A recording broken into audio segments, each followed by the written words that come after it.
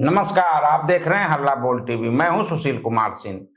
EOU ने आज paper leak मामले में बिहार के माथे पर लगे दाग को धो दिया है। इस मामले में एक ऐसे शख्स की गिरफ्तारी हुई है जो बिहार में फेयर एग्जाम के लिए बहुत जरूरी था। कौन है वह शख्स, आइए जानते हैं हल्ला बोल टीवी के editor in chief Deepak Sharma से। बिल्कुल आप सही कह रहे हैं सुशील जी। लखीसराय का डब्लू मुखिया गिरफ्तार हुआ है। ईओयू ने लखीसराय के डब्लू मुखिया को गिरफ्तार किया है जो बीपीएससी टीआरई 3 और न जाने कितने परीक्षाओं के पेपर लीक में शामिल था। डब्लू मुखिया जो लखीसराय का रहने वाला है, जेल में बंद सरगना संजीव मुखिया का बेहद खास है। और संजीव मुखिया का गिरोह जितने भी परीक्षाओं के पेपर लीक करता था, जितनी भी परीक्षाओं में घोल मट्टा करता था, उन सब में डब्लू मुखिया बड़ा रोल अदा करता था। अब सवाल यह उठता है कि डब्लू मुखिया की गिरफ्तारी हुई तो कैसे हुई। डब्लू मुखिया को तो लंबे समय से कई राज्यों की पुलिस और ईओयू तलाश रही थी। तो हम आपको पूरी बात बताते हैं कि कैसे हुई है गिरफ्तारी। बिहार लोक सेवा आयोग टीआरई 3 का पेपर लीक करने के मामले में ईओयू को इसकी तलाश थी। और भी कई मामलों में पेपर लीक का जहां मामला हो वहां डब्लू मुखिया का नाम ना है, हो ही नहीं सकता।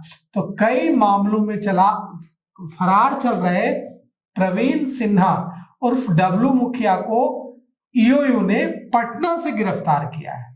सोमवार की शाम ईओयू ने, यानी आज शाम ईओयू ने इसकी पुष्टि कर दी है।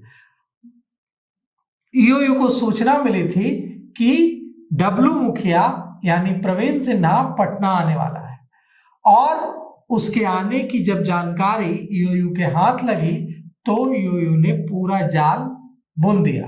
और जैसे ही प्रवीण सिन्हा और डब्लू मुखिया पटना आता है, उसे ईओयू के स्पेशल ऑपरेशन ग्रुप दबोच लेता है उसको, क्योंकि एडीजी नैयर, ईओयू के जो एडीजी हैं नैयर हसनैन खान, इन्होंने ऐसा जाल बनाया था अपने स्पेशल ऑपरेशन ग्रुप के अफसरों का कि इस बार डब्लू मुखिया भाग ना पाए।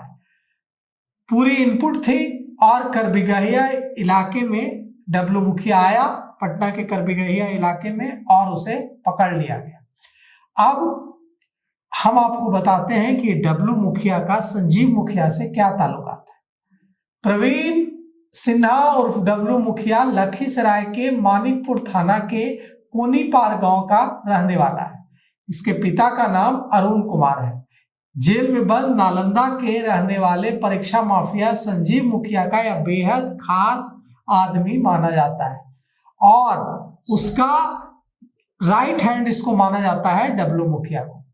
गिरफ्तारी के बाद अब पूछताछ डब्लू मुखिया से की जा रही है, और उसने पुलिस को बताया है, ईओयू को बताया है।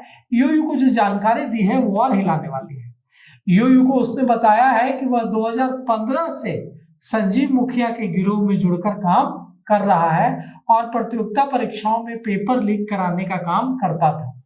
2024 में जो बीपीएससी टीआरई 3 परीक्षा का क्वेश्चन पेपर लीक होने का जो मामला सामने आया था, उसमें भी इसकी संलिप्तता थी। संजीव मुखिया के साथ मिलकर उसने हजारीबाग के एक होटल जिसका नाम कोहिनूर है, वहां उसने अभ्यर्थियों को जमा किया और क्वेश्चन पेपर रटवाने की पूरी योजना उसने बनाई। प्रवीण